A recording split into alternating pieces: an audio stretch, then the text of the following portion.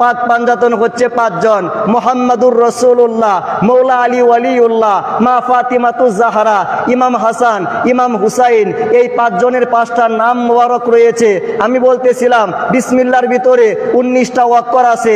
পাক পাঞ্জাতন পাঁচজন নামের ভিতরে আপনি ওয়াক্করগুলো হিসাব করেন।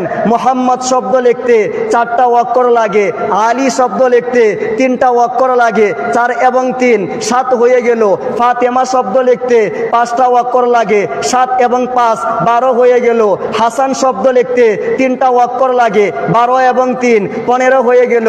হুসাইন শব্দ লিখতে 4টা ওয়াক্কর লাগে, 15 এবং 4 19 হয়ে গেল।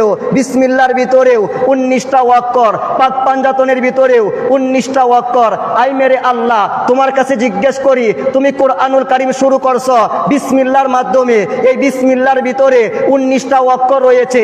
পাকে পাঞ্জাতনের ভিতরেও 19টা ওয়াক্কর রয়েছে। এর হাকিকত কি আমার আল্লাহ বুঝাইতে চায়। জ্ঞানীর জন্য ইশারাই যথেষ্ট।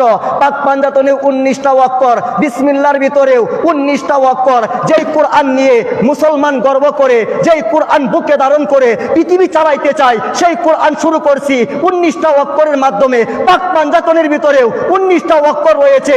অর্থাৎ আমি আল্লাহ পাক পাঞ্জাতনের মোহাব্বত দিয়া, হাকিকত দিয়া কোরআন শরীফ শুরু করছি। জবান খুলে বলেন সুবহানাল্লাহ।